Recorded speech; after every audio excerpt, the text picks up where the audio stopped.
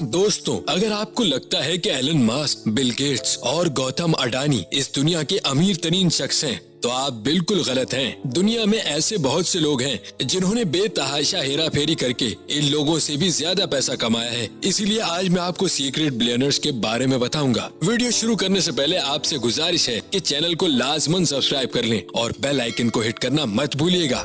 Number 5, बशर अल Asad. Syria इस वक्त जंग की हालत से मुकम्मल तबाह हो गया है, लेकिन इस मुल्क के प्रेसिडेंट आज भी एक शहाना लाइफस्टाइल में जिंदगी गुजारते हैं। जून 2000 में वालिद के मरने के बाद बशर अल असद सीरिया के प्रेसिडेंट बने और अभी तक कुर्सी से चिपके हुए हैं। वैसे आपने सुना तो होगा कि पॉलिटिक्स में हेरा फेरी तो होती है, लेकिन बशर अल असद ने तो हद ही पार कर दी।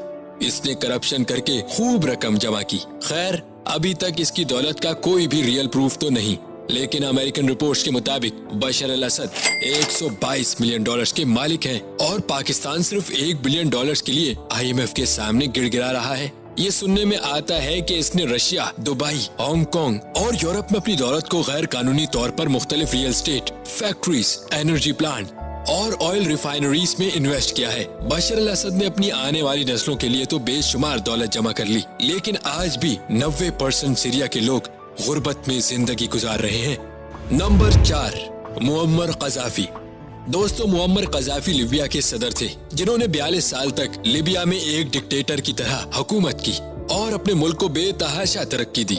बात करें इनकी दौलत की, तो कोई नहीं जानता था कि इनके पास कितनी दौलत है, लेकिन इनके लाइफस्टाइल को देखकर हर कोई ये अंदाजा लगा सकता था कि कज़ाफी साहब अच्छी खासी दौलत जमा किए बैठे हैं। एक रिपोर्ट के मुताबिक कज़ाफी के दुनिया भर में आलिशान बंगले हैं, स्विस बैंक्स में अरबों डॉलर्स और बहुत सी कॉर्पोरेट सिर्फ इसी के पैसे पर चलती थी। इन्होंने पाकिस्तान को अपना एटॉमिक प्रोग्राम बनाने के लिए $100 मिलियन की रकम भी दी थी। ये एक आलिशान बंगले में रहते और हमेशा अपने पास सोने की गन रखते। सन 2011 में अमेरिका ने एक बड़ी प्लानिंग के जरिए इनको बेदर्दी से कत्ल करवा दिया। उसके बाद जब उन्होंने इसकी दौलत की तरफ नजर डाली तो वो भी हैरान हो गए।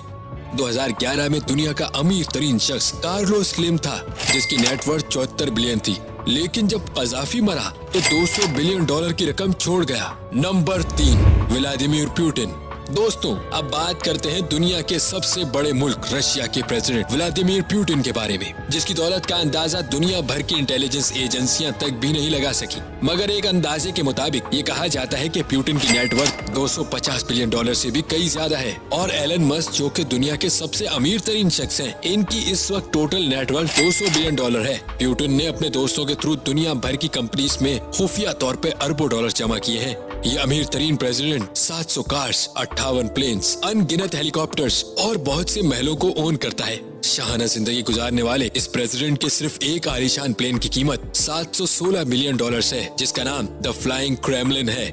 इस महंगे तरीन प्लेन का बाथरूम मार्बल या पत्थर का नहीं बल्कि सोने का बना हुआ है।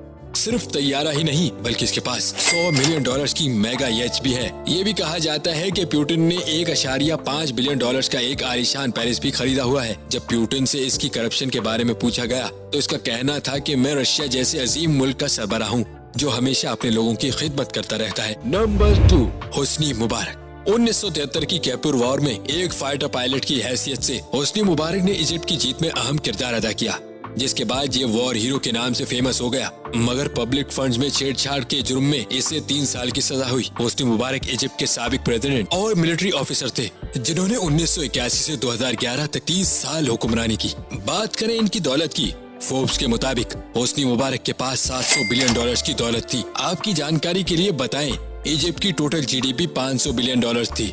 हो गए ना शॉक्ड?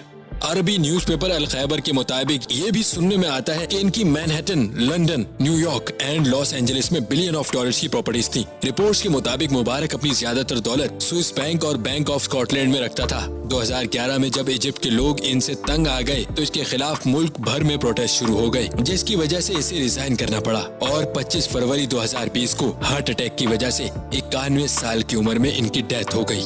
Number 1, Rothschild family. दोस्तों, रॉथस्चाइल्ड फैमिली को दुनिया की सबसे पावरफुल फैमिली तस्वर किया जाता है। इस फैमिली को दुनिया में किसी भी मुल्क और ऑर्गेनाइजेशन से ज्यादा ताकतवर समझा जाता है, जिसकी नेटवर्थ 500 बिलियन नहीं, 1 ट्रिलियन नहीं, बल्कि एक अंदाजे के मुताबिक $10 ट्रिलियन बताई जाती है। जी हाँ, आपने सही सुना, रॉथस्चाइल्ड फैमिली ने एक ऐसा बैंकिंग सिस्टम बनाया है जिसकी वजह से ये दुनिया भर के ममालिक को लोन देकर उसकी इकोनॉमी को कंट्रोल करते हैं। एक्सपर्ट्स के मुताबिक ये family the World Bank, US Federal Reserve, the Bank of England, the Bank of Israel, the People's Bank of China और मजीद 200 के करीब बैंक इस फैमिली के मातहत काम करते हैं। मजीद ये कि दुनिया की बड़ी बड़ी कंपनीज जैसे कि माइक्रोसॉफ्ट, मैकडॉनल्ड्स, कोका कोला और एप्पल में भी इस फैमिली के बड़े कॉन्ट्रीब्यूशंस हैं। और NATO, United Nations, IMF, the European union और बड़े इदारों के पीछे भी इस फैमिली के हाथ हैं। नाजरीन, British author doctor John Coleman ने अपनी किताब द रॉथस्चाइल्ड डायनेस्टी में लिखा है, इस फैमिली का मुख्तलिफ मुल्कों में इनकलाब लाने, जंगे करवाने और यूरोप, मिडिल ईस्ट और अमेरिका को तब्दील करने में बहुत अहम किरदार है। ये भी कहा जाता है कि दुनिया में पिछले 300 सालों से जितनी भी जंगे हुई हैं, उसमें डायरेक्टली और इनडायरेक्टली इसी फैमिली का हाथ था, ताकि ये फैमिली दोनों मुखालिफ पार्टीज को लोन और जंगी सामान प्रोवाइड करके इससे खूब कमाई करे। उम्मीद करता हूँ कि आपको ये वीडियो पसंद आई होगी। चैनल को सब्सक्राइब करें और इस वीडियो को शेयर करना मत भूलिएगा।